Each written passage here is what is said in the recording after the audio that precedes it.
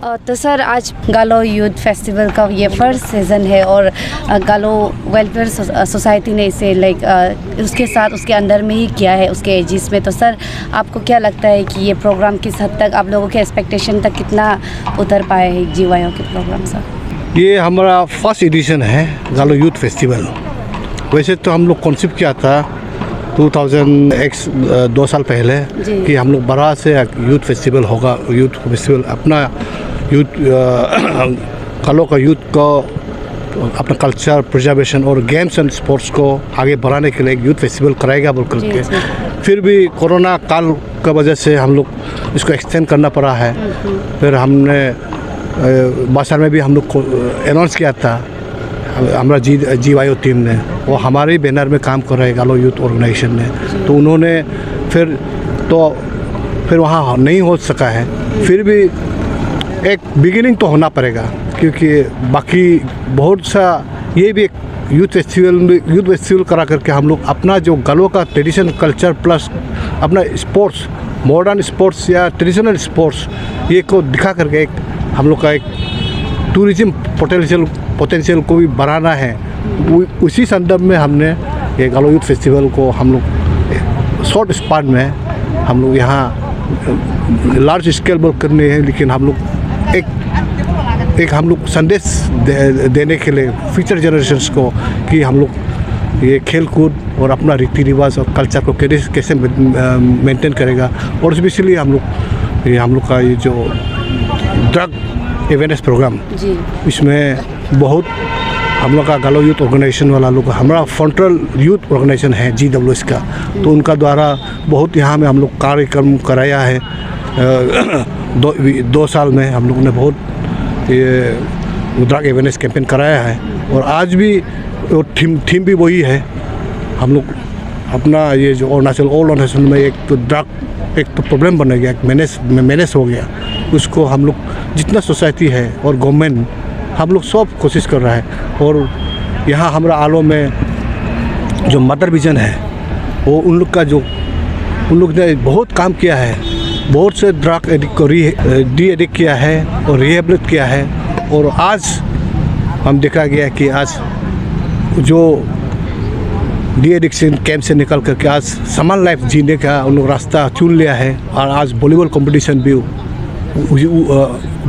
Volleyball competition तक उन लोग आया है आज उन लोग ग्रुप खेल कर।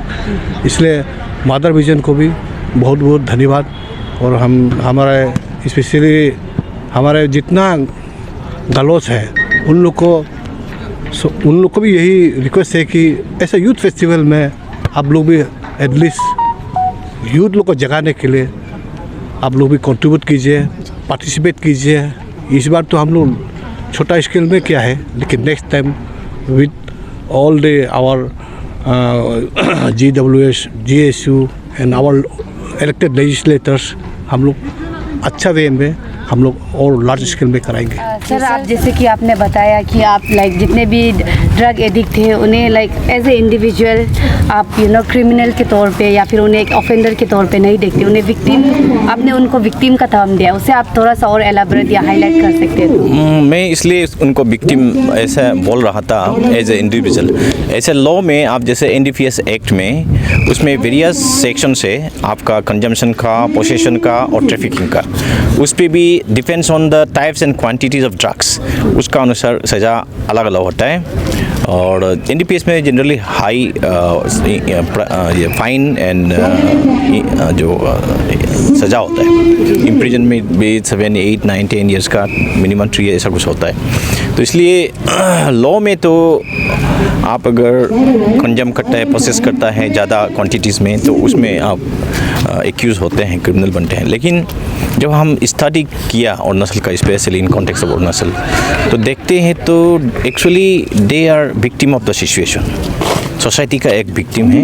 एक जैसे मैंने आपको बताया पहले कि उन लोग बुरी संगत में पड़ जाते हैं या उनको कोई एल्डर्स लोग खुद एडिक्ट होके कोई अपना ग्रुप में शामिल करवाने के लिए ऐसे इनोसेंट माइंड, इनोसेंट यूथ को फ्री में देते हैं, चलो टेस्ट करो। पहले तो बियर शेयर तो सब लेते हैं, आपोंग तो सब लेते हैं, तो इसलिए मैं यूथ को भी ऐसा सावधानी देते रहता हूँ कि आप अपोंग भी पिए, लेकिन बियर भी पिए, लेकिन उसको सिचुएशन के देख के पिए।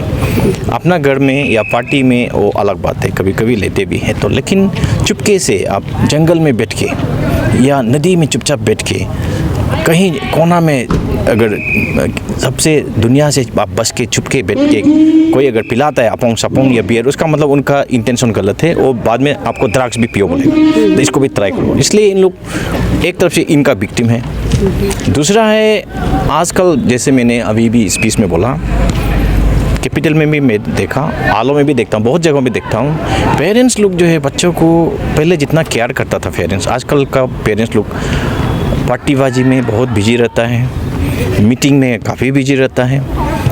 वो कभी कभी सही भी है, लेकिन और ज़्यादा बिजी इन लोग कहाँ रहता है, हाउसी में, डाइस में, और क्या क्या तरह तरह का ये गेम्स है, गैम्बलिंग है, वो सब में इन लोग बिजी रहता है। सुनने में आया कि कोई कोई तो होटल बुक करके भी ताश खेलते हैं। अपना बच्चे लोग कहाँ हैं उनको खबर नहीं है, तो बच्चा तो घर में फ्री।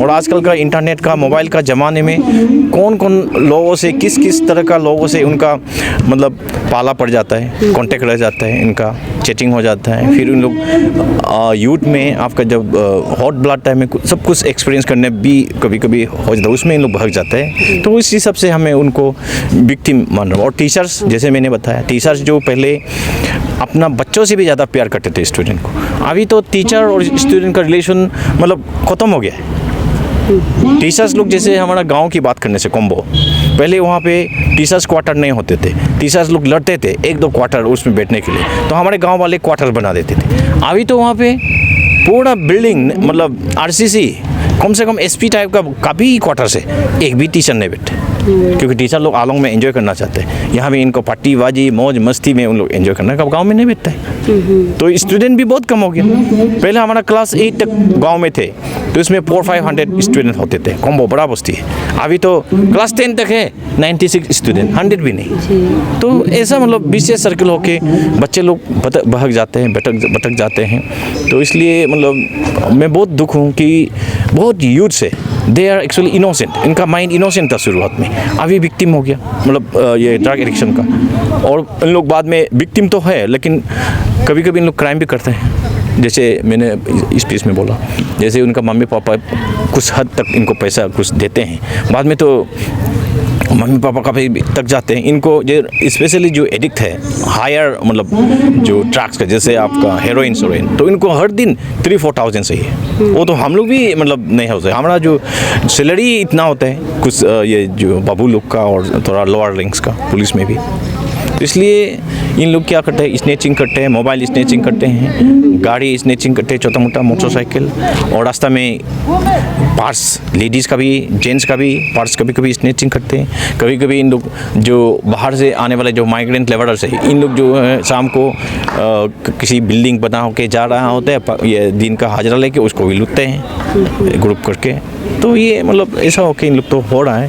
तो बस बहुत दुख है सोसाइटी को अभी देखने से कि वो ड्रग एडिक्शन बहुत ही खराब है, बहुत ही खराब हालत में अभी। ऑलमोस्ट जैसे हमारा केनेडी बागड़ा साहब ने बोला है, वो ज़्यादा इस पर रिसर्च कर रहे हैं, और उसका अनुसार तो ऐसा लगता है कि हर एक फैमिली में अभी ड्रग एडिक्ट है कोई ना कोई। जी सर, जो अभी का जिस तरीके से यहाँ पर यूथ फेस्टिवल मनाए, जहाँ पर एक काइंड ऑफ ये वर्कशॉप भी रखा गया है ड्रग एडिक्ट के ऊपर, उसका एडिक्शन के ऊपर, तो सर इस टाइप की इनिशिएटिव के ऊपर आप क्या कमेंट करेंगे? ये बहुत बिल्कुल हेल्पफुल रहेगा। मैं तो इसको बोलूँगा कि गालो वेलफेयर सोसाइटी, नॉट ओनली गालो वेलफेयर सोसाइटी, क्योंकि आप देखिए सिर्फ गालो में ये ड्रग एडिक्शन को हटाने से नहीं होगा, क्योंकि हमारा आजकल निशी में भी बहुत है, तागिन में भी बहुत है, आपातनी में भी बहुत है, जीरो में तो हालत खराब हो स्पेशली, और बाकी अदर ट्राइब्स में भी है। तो हम लोग सब ट्राइब्स मिल के करना पड़ेगा, क्योंकि एक ट्राइब में ड्रग एडिक्शन नहीं होगा, सब में बाकी में होने से ऐसा तो नॉट पॉसिबल, क्योंकि यहाँ फिर इन्फेक्शन होगा। एक लाइक जैसे मैंने बताया और केनेडी साहब ने बताया, कोरोना जैसा ही है। उसके बाद में जो ड्रग ट्रैफिकर्स है उनको भी मैं विनती करता हूँ, आप प्लीज़ ड्रग ट्रैफिक मत कीजिए, आप बच्चों को बर्बाद मत कीजिए, हाथ जोड़ता हूँ। और मैं आपको ये भी वार्निंग करता हूँ, आज आप ड्रग ट्रैफिकिंग करके 1 लाख से आप 5 लाख कमाता होगा, 10 लाख कमाता होगा, लेकिन आपका बच्चा कल ड्रग एडिक्शन होगा, तो इसमें आपका कोई फ़ायदा नहीं है। साम तोतेल आपका जीरो होगा, उल्टा नुकसान ही होगा। तो इसलिए आप ड्रग ट्रैफिकिंग ना करें, क्योंकि हम देखिए पुलिस वाले जैसे पुलिस वाले हर आदमी पर हम निगरानी नहीं रख सकते। ऑल इंडिया में क्या पुलिस का ये रेशियो है 300 पर 1 लाख, यानी कि 1000 में जस्ट 3 पुलिस वाले 1000 आदमी के लिए। तो 1000 आदमी को 3 आदमी कैसे देखेगा? उसमें 3 पुलिस में से तो 1 तो VIP सिक्योरिटी में ये सब में चले जाते हैं, और 1 पुलिस तो लॉ एंड ऑर्डर बनचन कहाँ में क्या क्या हो रहा है उसमें जाता है। सिर्फ ये drug and other crime prevent करने के लिए 1 पुलिस बच जाता है। तो पुलिस पर तो जैसे केनेडी साहब ने बोला था, पुलिस तो अपना काम ट्राई जरूर करेगा, लेकिन उसमें हर एक सोसाइटी का हर एक नागरिक इसमें योगदान देना पड़ेगा। स्पेशली पेरेंट्स का तो मैं इनको ही ठहराता हूँ 70% ड्रग एडिक्शन में पेरेंट्स का वजह से है। दूसरा है टीचर्स एंड खुद जो विक्टिम है, जो एडिक्ट है। तो उसके साथ मैं इनको भी ड्रग एडिक्ट वाला को भी बोलता हूँ कि आप एडिक्शन में ज़्यादा नशे में मत रहिए, उससे ज़्यादा मज़ा लाइफ में है। बिना एडिक्शन से लाइफ बहुत मज़ा है, लाइफ एकदम क्या बोलेगा तो गार्डन है। जी, थैंक यू सो मच।